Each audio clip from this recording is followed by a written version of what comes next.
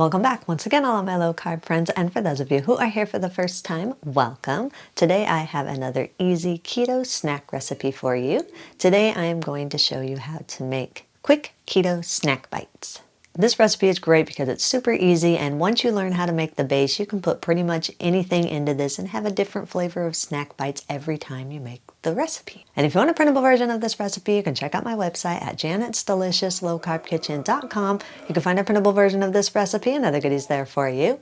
And if you're new to the channel and you want to see lots of easy, delicious, low-carb keto recipes, make sure you click that subscribe button and click the notification bell that's right next to the subscribe button. That way you can be notified every time I put out videos, at least every Wednesday and Saturday. And if you'd like to help support the channel, make sure you scroll down in the description of the video. You'll see some affiliate links. Anytime you purchase anything, using those affiliate links, a small portion of your purchase will go to me and help support the channel. So, while we do all that, let's get cooking.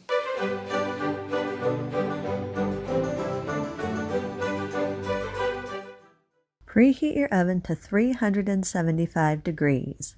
Line a 9 by 5 inch loaf pan with parchment paper and allow the paper to hang over the sides just a little bit so you can easily remove the snack bites once they're done baking. Then set the pan aside for a minute. Place 145 grams or around 10 tablespoons of room temperature sour cream or plain Greek yogurt into a large mixing bowl. If you are using the yogurt, make sure it is a thick Greek yogurt. You need that thickness to make the dough part of the bites work. Add 5 grams or about 1 teaspoon of baking powder. If you want to, you can add 9 grams or around 1 tablespoon of instant dry yeast.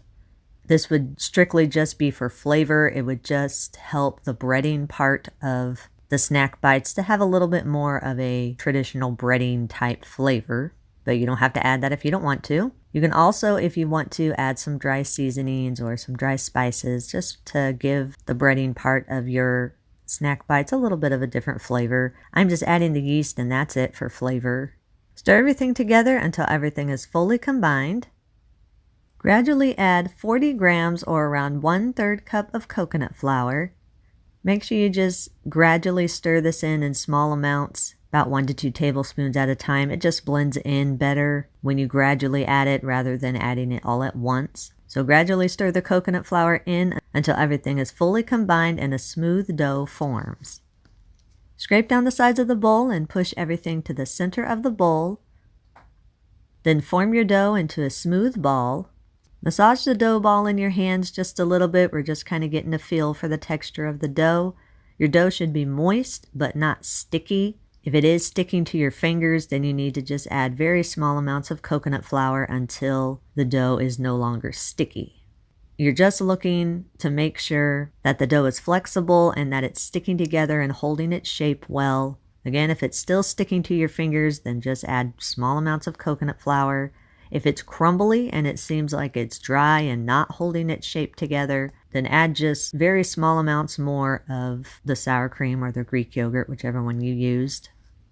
Once you have the right texture of dough, then line a clean work surface with parchment paper or a silicone mat.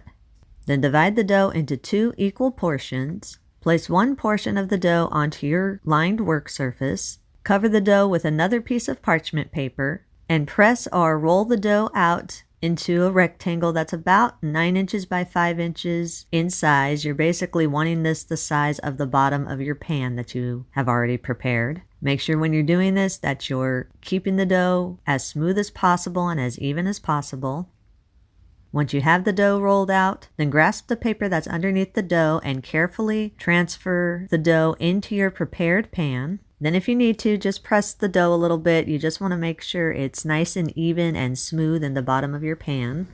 Spread a thin layer of sour cream over the dough that's in your pan. I used a little over 1 tablespoon. You're just wanting a really light, thin layer. If you don't want to use sour cream, you can use pretty much any type of a sauce texture that you want. Just, again, make sure it's just a thin layer. You don't want anything thick. Top the sour cream with about 2 to 3 slices of the deli sliced meat of your choice. I'm using deli sliced roast beef. You can use whatever meat you want, or you can change the meat out and put whatever type of filling that you want in there. Top the roast beef or whatever filling that you're using with your desired amount of the shredded cheese of your choice. I'm using shredded cheddar cheese. You can use whatever shredded cheese you want. Make sure that you have enough cheese to fully cover whatever filling that you're using in there. Also, make sure when you are putting your filling over the dough, make sure you don't overfill. You just want a light layer of the meat or whatever filling that you're putting in there, just a light layer before you add the cheese. Once you have your filling and your cheese all evenly spread over your dough, then take your second portion of dough and use your fingers to crumble up the dough into very small pieces. Then sprinkle those pieces evenly over the top of your cheese or whatever filling that you're using in your snack bites. Make sure that when you are crumbling this, that you keep the crumbles close together and in a nice even layer. Once the dough is all crumbled, then use your hands or the back of a measuring cup. Then gently press down the crumbled pieces of dough so that the top of your snack bites is nice and even and as flat as you can get it. Crack 1 egg into a small bowl, then use a fork and beat the egg together until the yolk is fully broken up. Lightly brush the egg over the top of the crumbled dough, and if you want to, you can sprinkle some sesame seeds or seeds of your choice over the top of the beaten egg. Place the pan into your preheated oven and bake at 375 degrees for 15 to 20 minutes or until the top of the snack bites are golden. Once the snack bites are done baking, remove them from the oven and allow the slab to cool in the pan for at least 20 minutes so it can firm up. After 20 minutes and the slab is firm, grasp the overhanging parchment paper and lift the slab out of your loaf pan, then carefully transfer it over to a cutting surface. Carefully cut the slab into bite-sized squares that are around 1 to 2 inch in size or whatever desired size squares you want. You can serve these warm or you can just let them cool to room temperature and eat them at room temperature.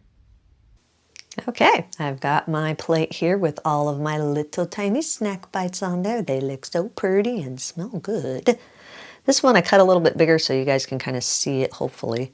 Can see the inside of that. See, you can see the meat, you can see the cheese, whatever filling you put in that, you'll be able to see it. This is very versatile. You can put whatever you want in this. Looks good, smells good. Let's see what it tastes like.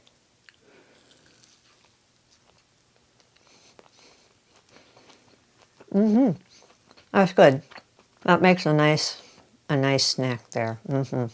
The outside's nice and soft, the breading's nice and soft, and then you got your layers of whatever you want. In this case, it's roast beef and cheese in mine. Very nice snack. Keep you full throughout the day. Good stuff. Me likey. You can eat these immediately. If you do have any leftovers, allow them to cool completely, then store them in an airtight container in your refrigerator for up to 3 days, or you can store them in a freezer-safe container and freeze them for up to 1 month. Eat and enjoy. And that's our recipe of the day. I hope you enjoyed it. If you did and you want to see more videos like this, make sure you click that thumbs up like button, click that subscribe button, leave me a comment if you want to. Let me know if there's any recipes that you'd like to learn how to make, and I'll do what I can to get those out there for you. And as always, keep cooking.